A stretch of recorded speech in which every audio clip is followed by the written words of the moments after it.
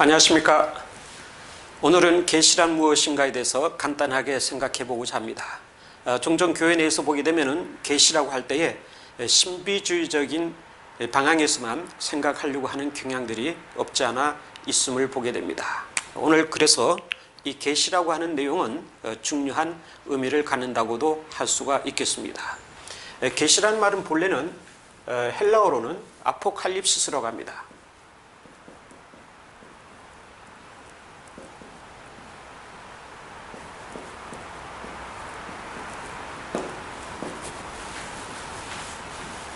이것은 계시 혹은 묵시라고도 하는데, 본래의 뜻이라고 하는 것은 감추어져 있던 것을 드러내다 또는 나타내다, 혹은 가면을 벗다, 뚜껑을 열다, 이런 뜻을 가지고 있습니다. 이것이 기독교에 있어서는 하나님에 관해서 사용이 되는데 하나님의 계시라고 할 수가 있는 거죠. 즉 하나님께서 자기 자신을 드러내시는 것을 말합니다. 나타내시는 것을 말합니다. 가장 기본적인 의미로 말한다면 그렇게 할 수가 있습니다. 하나님이 자기 자신을, 숨어 계시던 하나님께서 자기 자신을 나타내다, 드러내 보이시다 하는 의미에서 하나님의 계시라고 할 수가 있겠습니다. 이 계시를 크게 두 가지로 구별해서 설명을 하겠습니다. 하나는 일반 계시이며 또 하나는 특수 계시입니다. 일반 계시라고 할 때는 영어로는 General Revelation이라고 하죠.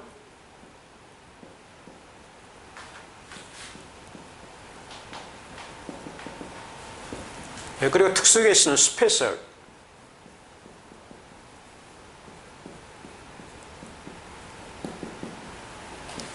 리벨레이션이라고 합니다. 이 영어는 어떤 면에서는 라틴어의 표기와 비슷하다고 할 수가 있겠습니다. 라틴어를 보게 되면 일반 계시라고 하는 것은 리벨레이션에 해당되는 것이 레벨라티오라고 하는데,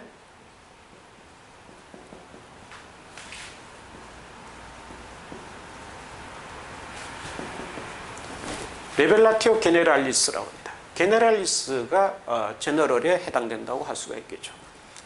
스페셜 리벨레이션이라고 해서는 똑같이 리벨라티오,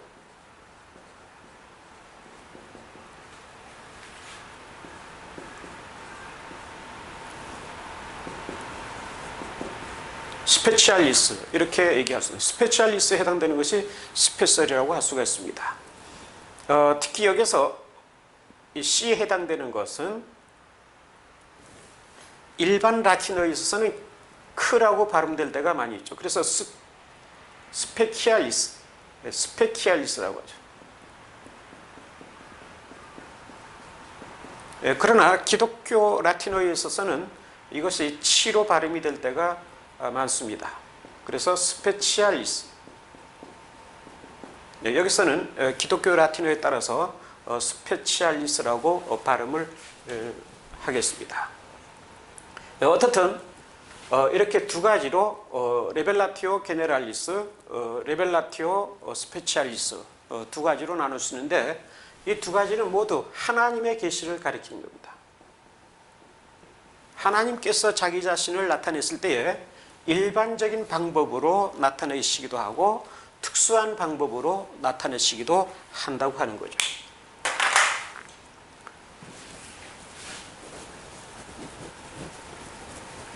그럼 먼저 일반 계시란 무엇이냐고 하면은, 이것은 인간을 통하여서, 즉 인간의 본성, 이성, 양심 등을 통하여서 하나님께서 자신을 나타내 보이시는 것을 말합니다.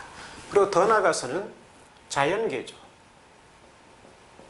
모든 피조물, 우주 만물 이런 것을 통하여서 하나님께서 자기 자신을 나타내 보이신 것을 말합니다. 그리고 더 나아가서는 꿈이든지 환상 이런 것을 통하여서도 자신을 나타내 보이십니다. 시간이 없기 때문에 두 가지만 말씀을 드리는데, 예를 들면 시편 19편 1절에 보시면은 하늘이 하나님의 영광을 선포하고 궁창이 그 만드신 일들을 나타내는도다, 이렇게 기록이 되어 있습니다. 즉 하늘과 궁창이 하나님을 나타내 보이신다고 하는 거죠. 그리고 로마서 1장 19절과 20절에 보시면은 크게 두 가지 측면이 나타나는데, 하나는 인간에 대해서 나타나죠. 인간, 즉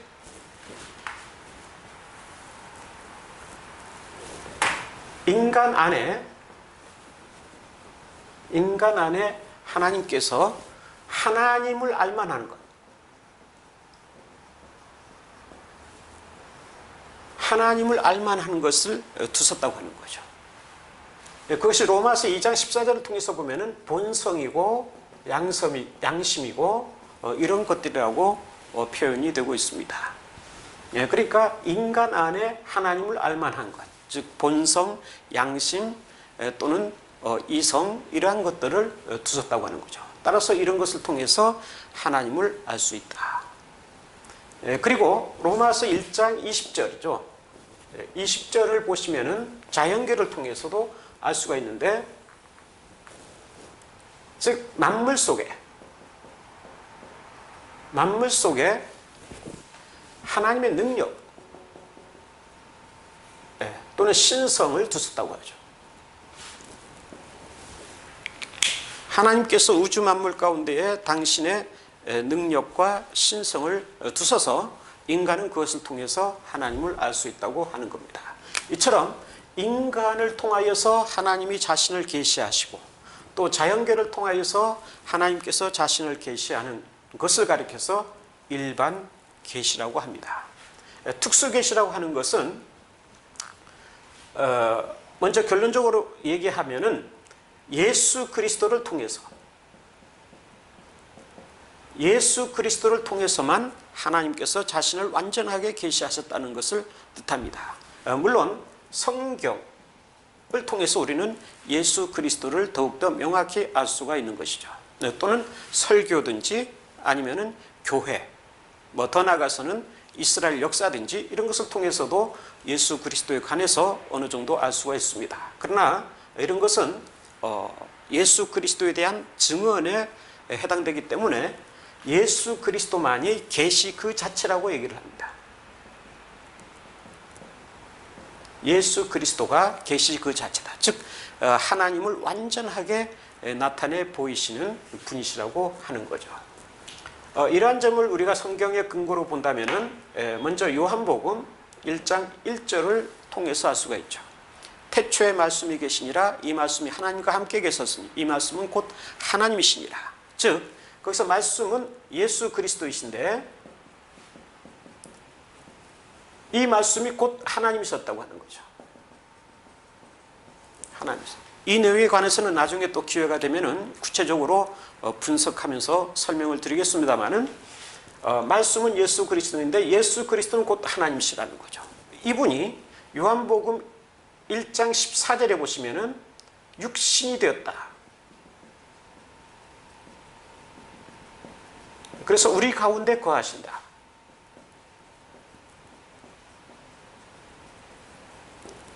우리 가운데 거하신다는 것은 하나님께서 우리 가운데 나타나셨다고 하는 것을 말하죠. 하나님께서 육신이 되셔서, 즉 인간이 되셔서 우리 가운데 나타나신 거죠. 그래서 요한복음 1장 18절에 보시면은 중요한 말씀을 하죠. 1장 18절에 보시면은 누구도 하나님을 본 자가 없는데 독생하신 하나님, 즉 예수 그리스도가 그 하나님을 나타내셨느니라, 이렇게 말씀합니다. 즉 계시하셨다는 거죠. 아무도 본 적이 없는 그 하나님을 독생하신, 즉 육신으로 오신 예수 그리스도가 우리에게 그 하나님을 나타내 보이셨다, 계시해 주셨다, 이렇게 말씀합니다. 따라서 예수 그리스도가 하나님의 계시라고 하는 거죠. 이것은 빌립보서 2장 6절 이하에도 보시면은 나타납니다. 예수 그리스도는 본래 하나님의 본체이지만은 그 하나님과 동등됨을 취할 것으로 여기지 아니하시고 우리와 같은 인간이 되셔서 이 세상에 오셨다 하는 것을 말씀하고 있습니다. 즉 우리에게 하나님을 계시하시는 계시자로서 오셨다고 하는 거죠. 이처럼 하나님께서는 일반적인 방법을 통해서도 자신을 계시하시기도 하고 특수한 방법을 통해서도 계시하시기도 합니다. 그런데 이 일반 계시와 특수 계시 사이에서 많은 학자들이 논쟁을 벌이기도 하고 또는 디스커션을 일으키기도 합니다. 특별히 이 자연계를 통하여서 계시하셨다고 할 때에 이 자연계를 좀 더 확대해서 생각한다면은 여기에는 인간의 역사 또는 문화, 종교 이런 것도 전부 포함시킬 수가 있는 거죠. 그러면 하나님께서 이러한 역사와 문화와 종교 등등을 통하여서도 자신을 계시하셨다고 한다면은 바꿔서 말해서 역으로 말을 한다면은 이러한 것을 통해서도 하나님을 알 수 있다고 하는 의미가 되는 거죠. 그래서 한 가지 예만을 들어서 설명한다면은 종교들을 통하여서도 하나님께서는 자신을 계시하지 않았느냐. 따라서 어떠한 종교를 통해서든지 하나님을 인식할 수가 있고 하나님을 알 수가 있고 하나님께 나아갈 수 있다. 이렇게 얘기하고 있는 거죠. 그 가운데 하나가 종교다원주의라고 하는 사상인데 종교다원주의는 기독교만이 아니라 다른 종교들을 통해서도 하나님이 자신을 계시하시기 때문에 다른 종교들을 통해서도 하나님께 이룰 수가 있다. 즉 하나님께 구원을 받을 수 있다. 이렇게 얘기하는 거죠. 다른 종교들을 통해서도 구원을 받을 수 있다. 구원이 가능하다. 이렇게 주장하는 것이 종교다원주의라고 하겠습니다. 이 종교다원주의의 문제점, 종교다원주의의 폐해에 대해서는 역시 나중에 기회가 되는 대로 설명을 하도록 하겠습니다. 이처럼 일반 계시 그 자체를 가지고서도 하나님의 계시를 절대시하려고 하는 경향이 없지 않아 있다고 하는 것입니다. 거기에서 많은 신학적인 문제가 야기되기도 합니다. 여기서 그러면은 우리가 일반 계시를 먼저 생각해 볼 때에 물론 하나님께서 일반적인 방법을 통해서 자신을 계시하지만은 이것은 하나님의 온전하신 모습을 전적으로 나타낸다고는 할 수가 없습니다. 즉 일반 계시를 통해서 우리가 하나님을 안다고 할 때에 여기서 인식의 문제를 좀 관계시켜서 얘기한다면은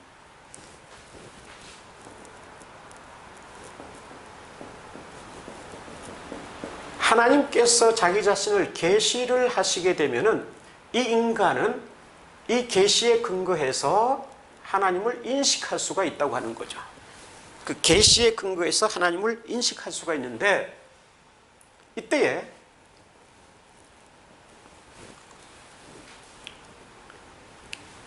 일반 계시를 통하여서 인식되어지는 그 하나님이라는 것이 우리 기독교에서 말하는 하나님, 즉 성경에 계시된 하나님인가? 더 나아가서는 교리적으로 말씀을 드린다면 삼위일체 하나님인가 하는 문제가 생기죠.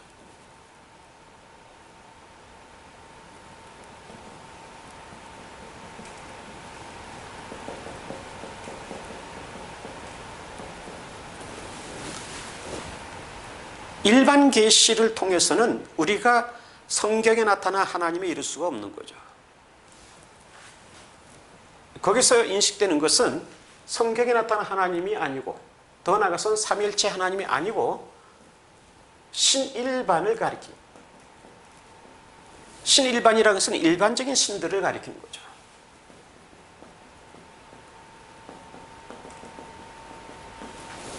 타 종교에서도 얘기하는 신들, 그러한 신들을 인식하게 되는 거죠. 더 나아가서는 구원에 이를 수도 없는 거죠.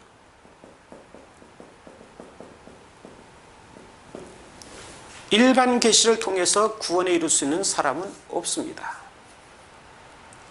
그렇기 때문에 일반 계시는 굉장히 한계성을 지니고 있다고 아니할 수가 없는 거죠. 종교교육자 칼뱅은 그래서 이런 말을 합니다. 우리에게 빛이 비추지만은 그 빛이 너무 연약하기 때문에 우리에게 밝은 빛을 가져다 주지를 못한다. 일반 계시를 가리켜서 하는 말이죠. 일반 계시가 하나의 빛이라고 한다면은 우리에게 비추기는 비추지만은 그러나 그것은 너무나도 약한 것이기 때문에 우리에게 성경의 하나님, 삼위일체 하나님 또는 구원에 이르는 길을 제시해 줄 만큼 밝은 빛이 될 수는 없다. 이렇게 말씀하는 거죠. 이것을 좀 전문적인 말로 표현한다면은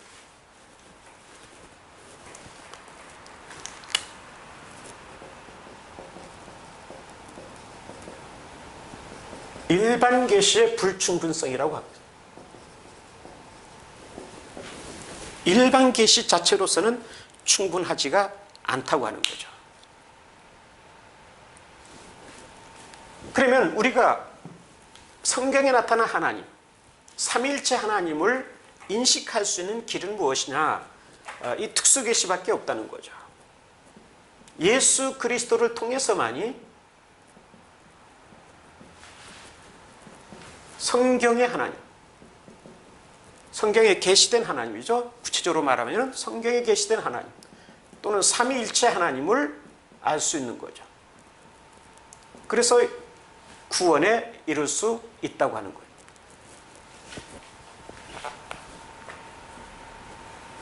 구원에 이룰 수 있다고 하는 거예요. 이것이 바로 특수 계시라고 하는 거죠. 즉, 이 그림에서 볼 수 있듯이 인간이 이 하나님, 성경의 하나님, 삼위일체 하나님을 인식하기 위해서는 이 계시가 반드시 특수 계시라고 해야 된다는 거죠. 예수 그리스도를 통해서 나타난 계시라야만 한다고 하는 것을 보여주고 있습니다. 자, 그렇다면은 여기서 일반 계시는 불충분한 것이라면은 일반 계시 자체로만은 유효성이 없다고 할 수 있죠. 유효성이 별로 없는 겁니다. 이 자체만으로. 그래서 여기서 우리가 정리를 해본다면은 우선순위의 문제가 굉장히 크다고 할 수가 있습니다. 어떤 계시를 우리가 먼저 접하고 그 계시를 근거로 해서 하나님을 인식하느냐 하는 이 문제에 있어서 우선순위가 주어져 있다고 하는 것입니다. 당연히 그것은 특수 계시가 우선이라는 거죠. 그 다음에 일반 계시라고 합니다.